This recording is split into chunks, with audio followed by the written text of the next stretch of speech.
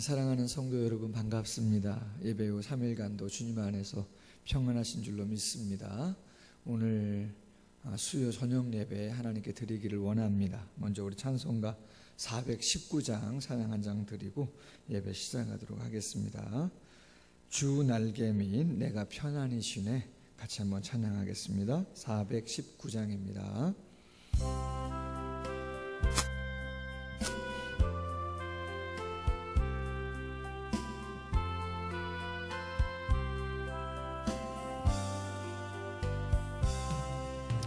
주 날개 밑 내가 편안히 쉬네, 밤 깊고 비바람 불어쳐도 아버지께서 날 지켜주시니 거기서 편안히 쉬리로다. 주 날개 밑 평안하다, 그 사랑 그늘 찬이뇨. 주 날개 밑 내 쉬는 영혼 영원히 거기서 살리. 주 날개 밑 나의 피난처 되니 거기서 쉬기를 원하노라. 세상이 나를 위로치 못하나 거기서 평화를 누리리라. 주 날개 밑 평안하다, 그 사랑 그늘 찬이뇨. 주 날개 밑 내 쉬는 영혼 영원히 거기서 살리. 주 날개 밑 참된 기쁨이 있네, 고달픈 세상길 가는 동안 나 거기 숨어 돌보심을 받고 영원한 안식을 얻으리라. 주 날개 밑 주 날개 밑 평안하다, 그 사랑 그늘 찬이뇨. 주 날개 밑 내 쉬는 영혼 영원히 거기서 살리. 아멘. 고준석 강도사님 기도해 주심으로 수요 저녁 예배 시작하도록 하겠습니다. 기도하시겠습니다. 찬양받기 합당하신 하늘의 하나님, 이 3일에도 하나님의 크신 일과 한이없는 그 은혜의 경배를 돌리기 위하여 저희들이 모였사오니 이 시간 드려지는 예배를 받아 주시옵소서.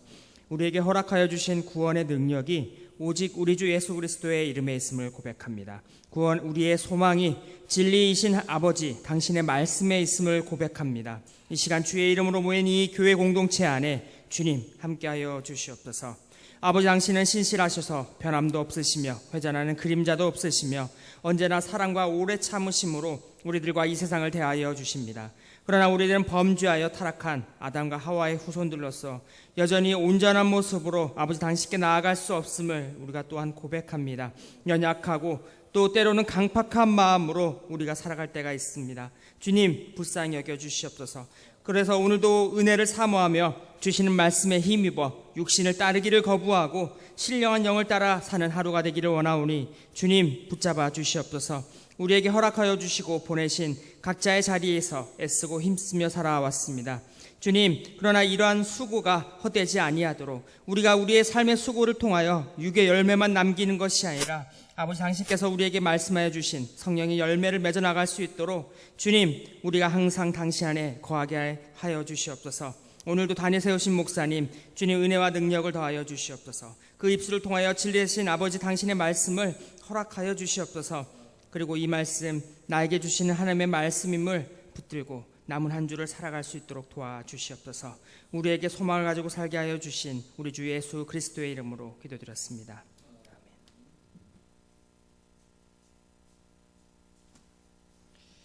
예, 하나님 말씀 우리 신약 성경 디모데전서 5장 1절부터 16절 말씀까지 제가 봉독하도록 하겠습니다. 신약 성경 340면 정도 디모데전서 5장 1절부터 16절 말씀까지 제가 봉독하도록 하겠습니다. 늙은이를 꾸짖지 말고 권하되 아버지에게 하듯하며 젊은이에게는 형제에게 하듯하고 늙은 여자에게는 어머니에게 하듯하며 젊은 여자에게는 온전히 깨끗함으로 자매에게 하듯하라. 참 과부인 과부를 존대하라. 만일 어떤 과부에게 자녀나 손자들이 있거든 그들로 먼저 자기 집에서 효를 행하여 부모에게 보답하기를 배우게 하라. 이것이 하나님 앞에 받으실 만한 것이니라. 참 과부로서 외로운 자는 하나님께 소망을 두어 주야로 항상 간구와 기도를 하거니와 향락을 좋아하는 자는 살았으나 죽었느니라. 내가 또한 이것을 명하여 그들로 책망받을 것이 없게 하라. 누구든지 자기 친족 특히 자기 가족을 돌보지 아니하면 믿음을 배반한 자요 불신자보다 더 악한 자니라.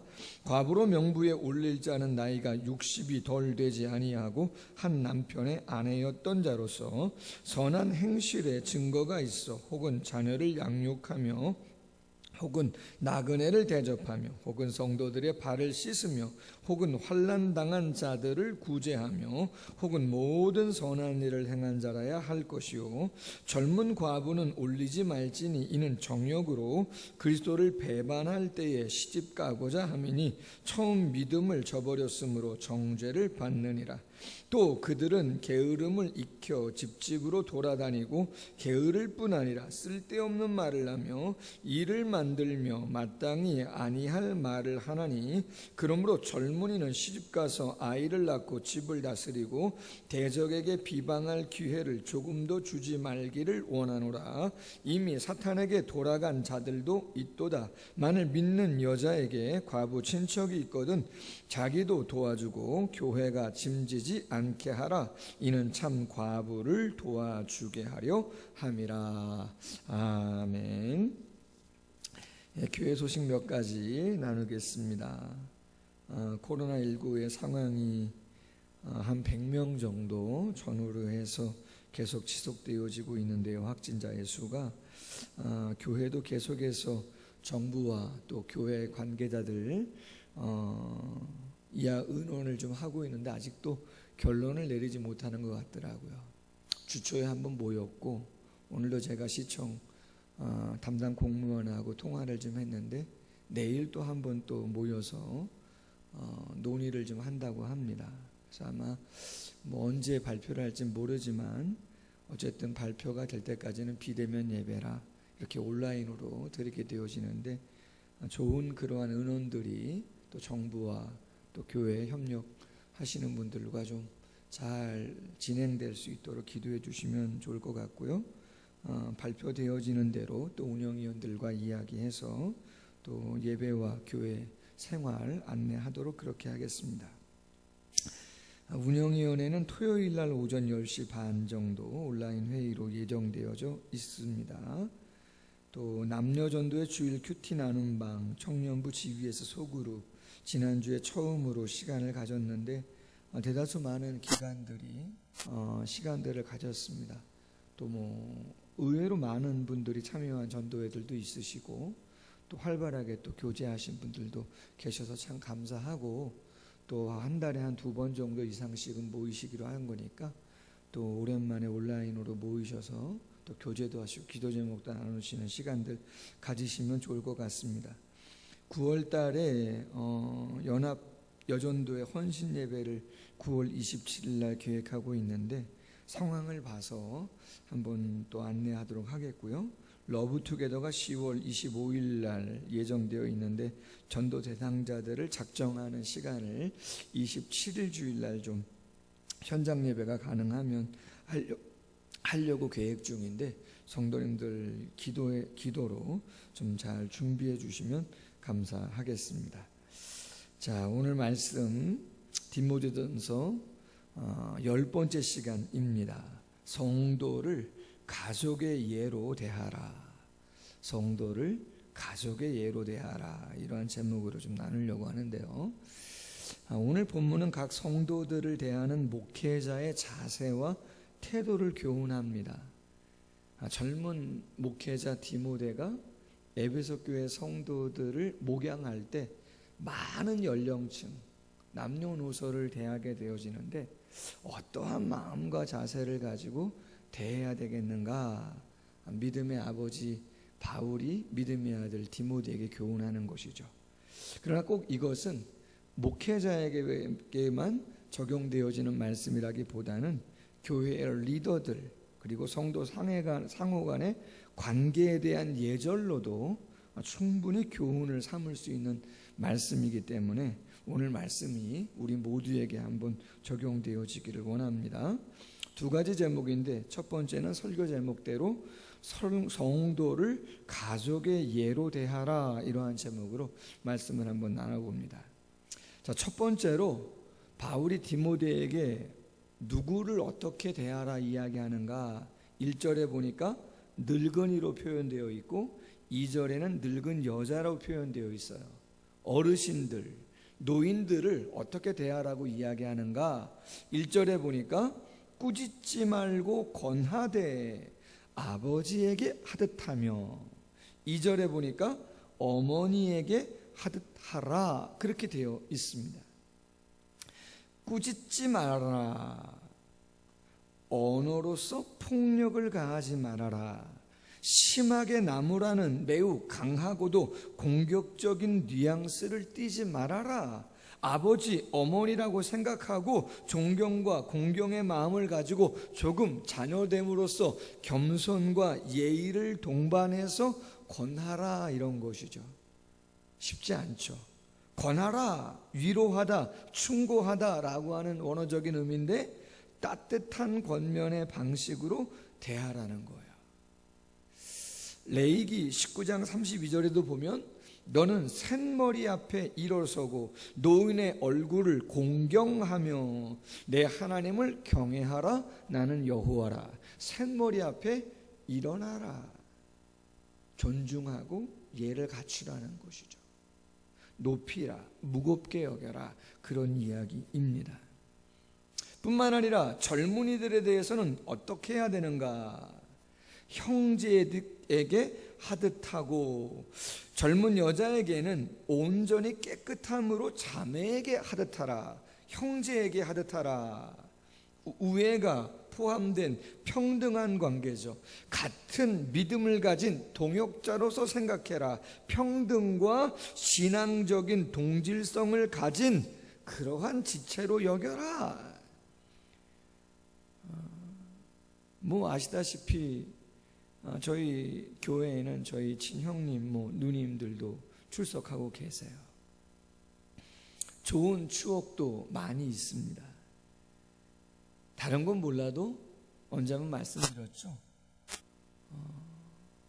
제 바로 위에 형님, 홍 집사님이 아주 어릴 때 제가 호빵이 처음 나왔을 때 저희 동네에 그렇게 먹고 싶어가지고 며칠을 조르다가 어머니 허락하에, 그 당시에는 외상이 있었잖아요.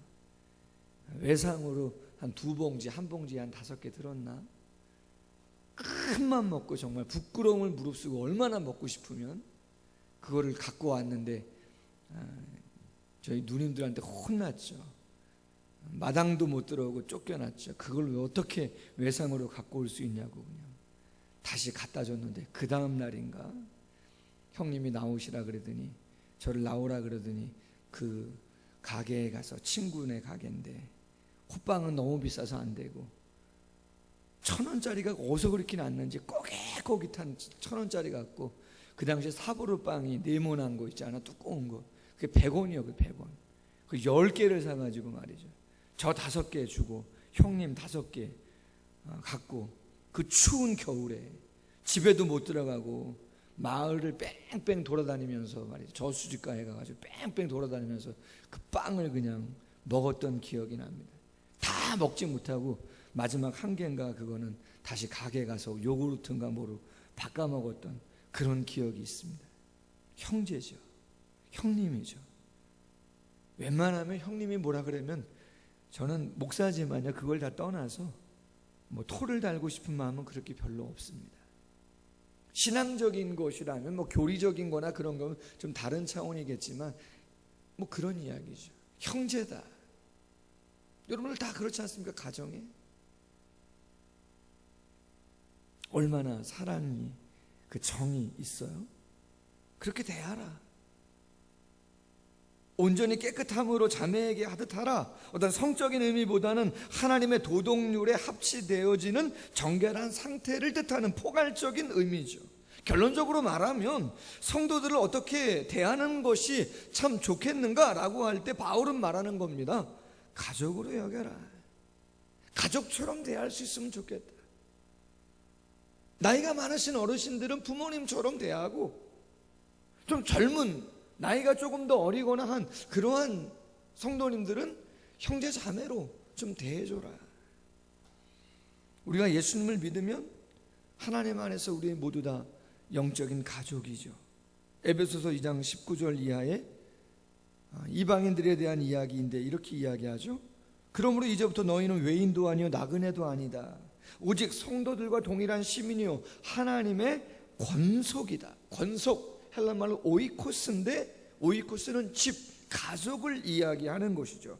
어찌 가족이 가족원에 대해서 예의 없이 대할 수가 있겠는가? 콩가루 집안이면 모르겠지만 정이 있고 사랑이 있고 용서가 있고 덮어줌이 있고 감당이 있는 거 아니겠는가?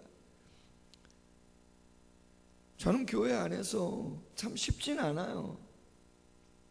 또 모든 가족이 다 이렇게 좋은 모습만 있는 건 아니지만 그래도 부모님을 대하면 그 사람 귀하고, 형제를 생각하면 참 없는데도 귀하고,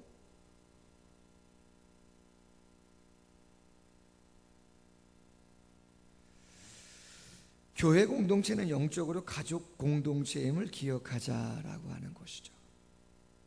여러분, 가족이면요, 뭐 가정 안에서는 치고받기도 하고 서운한 이야기도 하고 조금 뭐 그럴 수도 있겠죠, 필요하면. 그러나 다른 사람들 앞에서 우리 형제나 부모님 욕은 안 합니다. 왜 다른 사람들이 우리 부모님이나 우리 형제에 대한 안 좋은 부정적인 이야기를 하면 내가 그걸 막죠. 진짜 내 가족이라면. 성도님들도 마찬가지죠. 목회자인 저도 마찬가지라는 거죠. 쉽진 않아요, 솔직히 여러분. 그러나 그런 것이죠. 저는 지금까지 개척하고 한 8년 정도 되어졌는데 어디 나가서 저희 교회 성도님들에 대해서 단점이나 이런 것들을 얘기한 적은 거의 없다고 봅니다. 그런 것들은 안 합니다. 왜냐하면 하나님이 함께 이 어려운 세상 속에서 같이 위로하고 권면하고 같이 열심히 하라는데 굳이 우리 성도님들에 대한 부족이나 단점을 굳이 그렇게 얘기할 필요가 있을까? 그렇죠. 얘기할 필요 없죠. 사랑하는 성도 여러분, 목회자에 대해서 아니면 다른 성도님들에 대해서, 젊은 청년들에 대해서, 아니면 어르신들에 대해서, 지금 사회는 기성세대와 젊은 세대의 어떠한 그러한 갈등 구조가 있잖아요. 굳이 그렇게 할 필요 없어요. 누가 잘했느냐 굳이 그렇게, 가족이라면 굳이 그렇게, 그런 것이 있다 할지라도 가족은 그렇죠, 누군가가 더 헌신하고 누군가가 더 이해하고 애써서 그 연약함들을 감싸가는 것이죠. 뿐만 아니라 한 발 더 나가서 예수 그리스도를 머리로 하고 성도들은 지체가 된다라고도 성경은 교훈을 해주고 있습니다. 고린도전서 12장 25절 이하에 보면 몸 가운데 분쟁이 없고 오직 여러 지체가 서로 같이 돌보게 하셨느니라. 만일 한 지체가 고통받으면 모든 지체가 함께 고통받고 한 지체가 영광을 얻으면 모든 지체가 함께 즐거워하느니라. 너희는 그리스도의 몸이요 지체의 각 부분이다. 뗄래야 뗄 수가 없는 거예요. 어느 이단이 아닌 이상, 사이비가 아닌 이상, 기성교회임에도 불구하고 코로나 전국 가운데 힘들고 어려운 지탄의 대상이 되었다. 그가 목회자가 되었던, 성도가 되었던, 무슨 여당이 되었던, 야당이 되었던, 누가 되었던, 우리가 목소리를 높이지 못하는 이유 중에 하나가 뭐예요? 솔직히 좀 어떠한 격한 그러한 제스처를 취하지 못하는 이유가 뭡니까? 우리 교회는 아니에요. 우리 교회 성도나 우리 교회 담임 목사님 아닐 수 있어요. 중직자 아니에요. 그러나 그리스도 안에서 우리 모두가 한 지체 아닙니까? 여러분 아멘이죠. 감리교 목사님이 되었던, 장로교 목사님이 되었던, 합동교단이 되었던, 통합교단이 되었던, 다 그리스도 안에서 하나일진데 서로 아파하고 서로 기도해주고 있는 것이죠. 로마서 12장 15절 즐거워하는 자들과 함께 즐거워하고 우는 자들과 함께 울어라. 디모데야, 목회할 때 나이 많은 분들도 대할 것이고 젊은 사람도 대할 것인데 과연 성도들을 어떻게 대해야 되느냐? 결론은 한 가지죠. 성도를 가족의 예로 대하라. 남이라 생각하지 말아라. 가족이라 생각해라. 결코 쉬운 이야기는 아닙니다. 그러나 사랑으로 품고 같은 운명 공동체인 것을 꼭, 영적인 생명 공동체인 것을 꼭 기억하고 그렇게 한번 해보려고 애를 쓰자. 할렐루야. 제가 솔직히 설교를 준비하면서 사모에게 솔직히 고백을 했어요. 제가 솔직히 부교육자 생활이 한 20여 년 좀 더 됐다고 말씀을 드렸는데, 부교육자 생활이 담임 목회는 8년 차이지만 한 20, 30년 사역을 하면서 제가 성도님들에게 얼굴을 붉히거나 한 적은 거의 없는데 외래 개척하고 한두 번 정도는 있었던 것 같아요. 아시는 분 아시겠지만 제가 개인적으로 욱해서 그런 건 아니고 이런저런 부분이 없지 않아 있지만 제가 고백했어요. 내가 설교를 준비하면서 참 많이 후회가 되고 다시 한 번 더 하나님 앞에 회개하는 그러한 부분이 없지 않아 있다. 꾸짖지 말아야 했다. 공격적인 뉘앙스 갖고 그렇게 정지하듯 하지 말라고 했는데 참 쉽지 않은 것 같다. 우리 교회를 떠나신 분들 가운데 그러한 부분들 때문에 한 영혼이라도 있다면 정말 하나님 앞에 두려운 거다. 정말 죄송스러운 것이고 그분 또한 얼마나 마음이 아프겠는가. 다시 한번 이 말씀 내 마음에 조심하고 조심한다고 여기까지 왔지만 한 번 더 마음속에 다짐해 봐야 될 그러한 말씀이 아니겠는가. 저 또한 그러한 마음이고요. 오늘 말씀을 같이 나누는 성도님들도 과연 나는 목사님이나 중직자나 일반 성도님들 아니면 청년들 아니면 더 나이 어린 주일학교 학녀에게도 내가 말 한마디 할 때 내가 정말 내 자식처럼, 내 부모님처럼, 내 형제처럼 그러한 마음으로 이야기를 했던가. 내가 더 애쓰고 노력하고 잘해야지라고 하는 마음으로 정말 내가 그렇게 이야기를 했던가. 우리가 이러한 말씀을 묵상하면서 더 많은 고민들을 해야 하지 않겠나 하는 생각을 해보게 되어집니다. 자, 두 번째 제목입니다. 어려운 이웃을 규모 있게 돌보라라고 하는 제목입니다. 어려운 이웃을 규모 있게 돌보라. 자, 바울은 디모데에게 3절에서 말합니다. 참 과부인 과부를 존대하라. 초대교회에는 구제 대상이 많았습니다. 처음 집사 직분을 세워진 이유도 사도행전 6장에 보면 다른 것 때문이 아니라 구제와 관련된 사역들을 위해서 집사를 세웠습니다. 자, 그렇다면 바울이 말하는 참 과부는 누구냐? 스스로 살아갈 능력이 없거나 지창금이나 자신을 돌봐줄 친척이 없는 궁핍한 과부를 말하는 것이죠. 예수님도 과부에게는 큰 관심을 가지셨어요. 마가복음 12장 과부의 두렙돈 아주 많은 헌금이라고 칭찬을 하신 적이 있어요. 누가복음 7장에도 보면 나인성 과부의 아들을 살려주시는 기사가 나오고, 누가복음 18장에도 불의한 재판관의 비유에서 과부가 등장하는 그러한 모습을 보게 되어집니다. 시편 68편 5절, 하나님은 어떤 분이신가? 거룩한 처소에 계신 하나님은 고아의 아버지시며 과부의 재판장이시라. 누가 하나님께 복을 받을 수 있는가? 신명기 14장 29절에 보니까 이렇게 말합니다.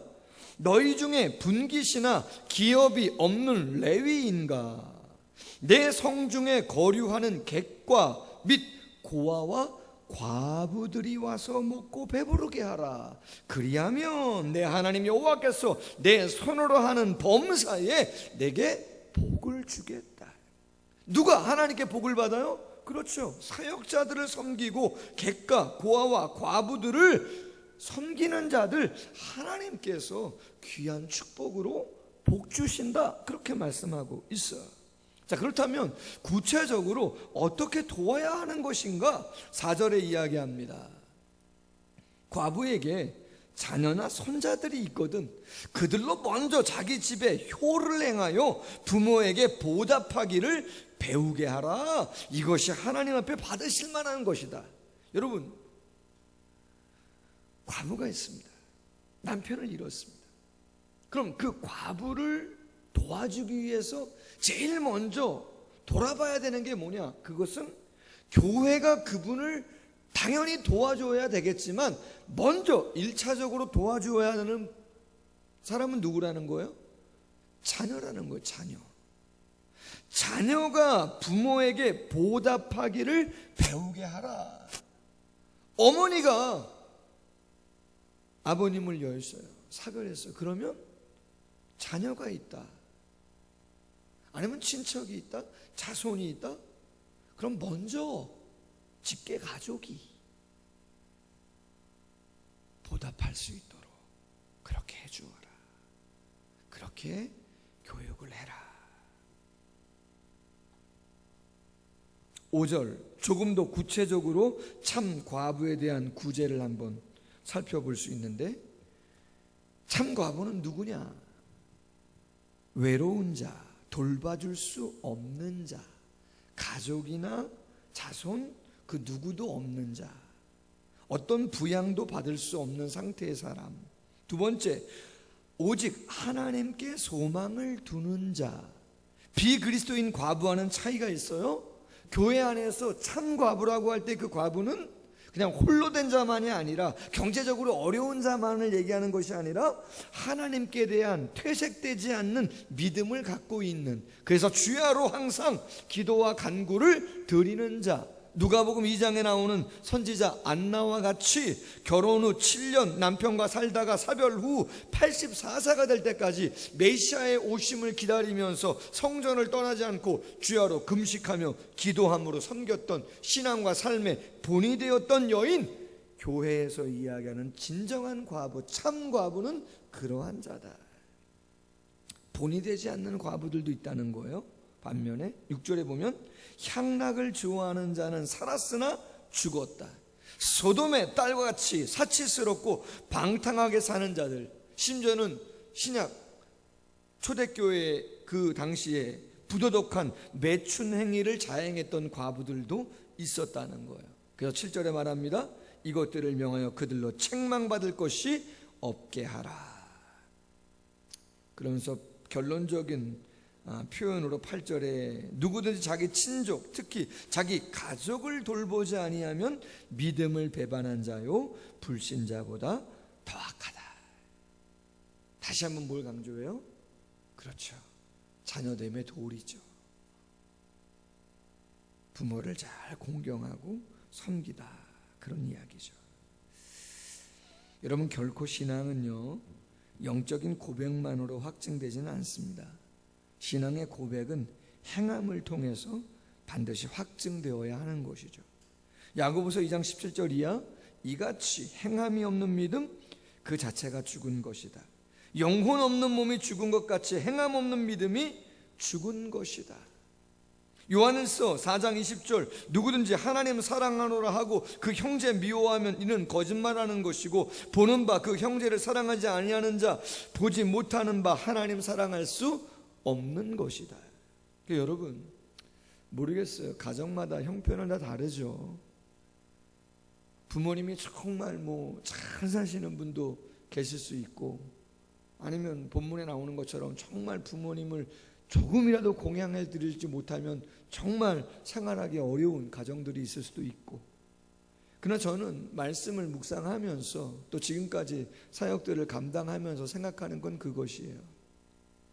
자녀된 도리로, 그리고 형제된 도리로 무엇인가 도와주어야 할 상황들이 된다 그러면 최선을 다해서 내가 물질로도 공경을 하는 것은 반드시 필요하다라고 하는 것이에요.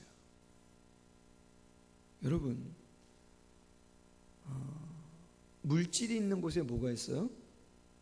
마음이 있어요. 예수님 하신 말씀이에요.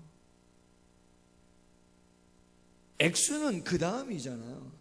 그게 100만 원이 됐든 10만 원이 됐든 만 원이 됐든 내가 부모님에게 할 수 있는 거, 그건 정해져 있잖아요. 한도가. 능력은 정해져 있어요. 그러나 내가 할 수 있다면 그것이 얼마가 되었든 부모님에게, 형제에게 할 수 있으면 하는 것이 맞는 것이죠. 이렇게 이야기하는 제 자신도 돌아가신 어머님에게 그렇게 많은 것 했나? 근데 지나고 보면 참 내가 잘했다는 게 하나 있는데, 신대원 다닐 때입니다. 신대원 다닐 때 사례비를 좀 많이 받았습니다. 그 교회에서는 전액장학금을 받았을 뿐만 아니라 신대원 다닐 때 학자금을 전액으로 받았습니다. 그리고 사례비도 상당히 좀 많이 받았습니다. 그래서 한 2년 정도 조금 안 되는 그 기간 동안 그 교회를 섬겼는데, 그 교회를 다닐 때는 제가 정말 거짓말 아니고 사례비를 받으면 어머님을 꼭 모시고 식사를 한 번씩은 했어요. 이 집에도 갔다가 저 집에도 갔다가, 그렇게 비싼 거 먹는 건 아니죠. 갈비탕이라도 한 그릇 사드리고 그랬던 기억들이 좀 있어요. 제가 뭔가 할 수 있으면, 조그만 것이라도 한다 그러면 그건 귀한 것이죠. 조금이라도 더 부모님을 섬기고 형제들과 함께 할 수 있다면 그것은 귀한 것이죠. 바울은 참 과부의 구제와 관련해서 목회의 실제적인 가이드라인을 구체적으로 명시해 줍니다. 진짜 과부는 누구냐? 더 자세히 말합니다. 여러분, 9절 보세요. 명부에 올릴 자, 구제 명부가 딱 있는데 거기에 참 과부에 들어가는 사람은 누구냐? 60세 이상이어야 된다는 거예요. 교부 터틀리아는 60세라고 하는 나이가 어떤 의미냐, 이렇게 이야기한 적이 있습니다. 깊은 애정으로 교훈하는 데 있어서 경험이 풍부하기 때문에 모든 다른 사람을 권고와 위로로 잘 도와줄 수 있는 나이다. 깊은 애정으로 교훈하는 데 있어서 경험이 풍부하기 때문에 모든 다른 사람들을 권고와 위로로 잘 도와줄 수 있는 나이가 60이다. 평균 수명이 늘었으니까 지금은 한 70세? 그죠? 그 이상? 뭐 그 정도 안 되겠는가. 둘째는 한 남편의 아내이었던 자. 재혼했다 과부가 된 자는 안 된다는 것인가? 그게 아니고 단순히 재혼을 했는가 안 했는가가 아니라 결혼 생활 중에 신실한 결혼 생활을 했는가 안 했는가를 이야기하는 것이겠죠. 그리고 세 번째, 아까 말씀드린 것처럼 교회 안에서의 참 과부는 세상과의 어떠한 그러한 차이가 있는 것인데, 오늘 10절에서 이야기합니다. 진정 본이 되는 참 과부는 누구냐? 자녀를 양육하고 나그네를 대접하고 성도들의 발을 씻고 환난당한 자를 구제하고 모든 선한 일을 행한 자다. 사도행전 9장 36절에 보면 과부 가운데 도르가가 나오죠. 다비다라고 하는 여인, 선행과 구제하는 일이 심히 많았던 자다, 그렇게 이야기합니다. 이상의 말씀을 종합해 보면 말이에요, 교회가 공적으로 구제하는 대상을 선정함에 있어서 단순히 어떤 경제적인 어려움만 생각하고 딱 결정하지 않았다는 것이에요. 그렇게 교훈을 해주고 있지 않다는 거예요. 어떤 면에서는 극빈자라면 당연히 구제를 좀 해줘야 되는 것이지만, 교회의 구제와 관련해서 생각해 보아야 하는 것은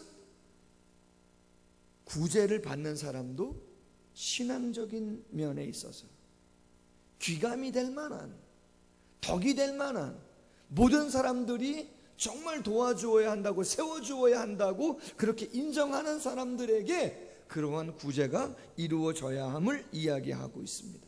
그리고 아무리 상황이 힘들고 어려워도 그 아름다운 성도로서의 그러한 모습들을 갖춰가고 세워가는 그러한 모습을 포기해서는 안 된다라고 하는 것이죠. 나이가 많으신 분들에 대해서 시편의 기자가 이렇게 아름다운 기도를 올린 적이 있습니다. 시편 92편 12절 이하에 보면, 의인은 종려나무같이 번성하며 레바논의 백향목같이 성장하리로다. 이는 여호와의 집에 심겼으며 우리 하나님의 뜰 안에서 번성하리로다. 그는 늙어도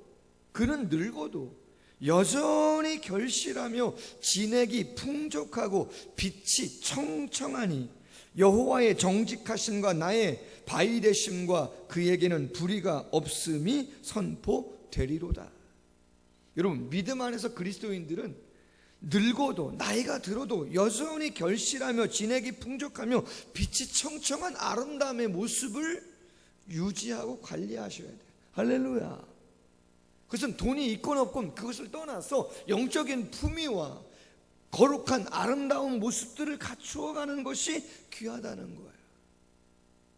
제가 참 우리 교회 장로님, 권사님 가정이 2가정 계신데 참 감사한 게 뭐냐, 참 중직자로서 장로님, 권사님으로서 참 새벽 예배마다 오셔서 기도하시고 예배하시고 그러한 모습을 볼 때 참 감사해요. 저는 생각해요, 우리 장로님 한 분은 은퇴하신 장로님이시잖아요. 나이가 이제 거의 90에 가까우시는 장로님이신데 새벽을 깨우세요. 저는 한편으로 그렇게 생각해 봤어요. 과연 내가 70에 은퇴하고 나서 그럼에도 불구하고 새벽을 지킬 수 있을까? 은퇴하고 나서도 수요예배를 나오고 금요기도회를 나오고 교회에 관심이 있어서 예배 시간에 요새 못 오니까 비대면이니까 아침이라도 한번 오셔가지고 한번 둘러보시고, 어저께도 그저께도 한번 아침에 오셔서 한번 교회 한번 둘러보시고. 여러분, 제가요 정말 존경하고 참 마음에 감사하다, 참 귀하다.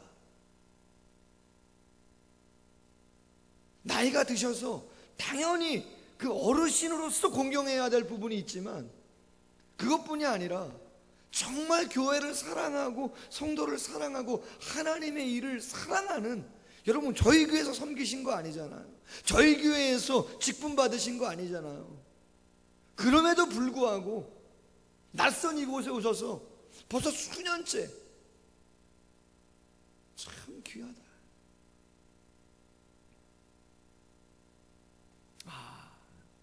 나이가 들어도 신앙의 거룩한 품격과 품위를, 그 영성을 놓지 않는 것이 얼마나 귀한 것인가. 또 한 가지는 제목처럼, 설교 제목처럼 교회의 구제는 규모 있게 돌봐야 된다는 것이죠. 그냥 어려우니까, 누가 도와달라니까 그러한 부분들이 아니고, 구제뿐만 아니라 장학사업, 선교사업 다 마찬가지. 교회가 그 무엇을 결정할 때에는 많은 것들을 생각하고 할 필요가 있다라고 하는 거예요. 특별히 여러분 오늘 말씀 11절 이하의 말씀에 보세요. 젊은 과부는 올리지 말라는 거예요. 명부에 올리지 말라. 젊은 사람. 왜? 정력으로 그리스도를 배반할 때에 시집가고자 함이고 처음 믿음을 저버릴 수 있는, 정죄를 받을 수 있는 가능성이 있고, 13절 게으름을 익혀 집집으로 돌아다니고 쓸데없는 말을 하며 일을 만들어 마땅히 아니할 말을 한다. 이게 무슨 말이에요? 60세 이상 되어지는 신앙의 어떤 본이 되어지는 귀감이 될 만한 그러한 분을 도와줘라. 그렇지 않고 젊은 사람 시집 갈 수 있지 않느냐. 또 재혼을 정죄시하는 것은 아니고, 내가 한평생 주를 위해서 헌신하겠다라고 이야기하면서도 그 헌신을 깨버릴, 그 서원의 언약을 깨버릴 가능성이 있기 때문에 젊은 사람 하지 말아라. 그리고 더욱더 강조하는 게 뭐예요? 게으름을 익혀 집집으로 돌아다니고 쓸데없는 말을 하며 일을 만들며 마땅히 아니할 말을 한다. 구제를 계속 받다 보면 습관이 돼서, 아무리 젊은 사람일지라도 그 습관되면 스스로 일하려고 하지 않는다. 게으름이 몸에 배울 수 있다는 것이죠. 그리고 시간이 남으면 뭐해요? 그렇죠, 다른 데 가서 도와주는 게 아니라 다른 사람들하고 쓸데없는 말, 이 집 가서 챙겨나고 저 집 가서 챙겨나고 막 쓸데없는 말을 해가지고 부정적인 영향을 미친다는 것이에요. 15절 뭐라고 말합니까? 이미 사탄에게 돌아간 자들도 있다. 잘못 행하고 있는 사람들도 있다는 거잖아요.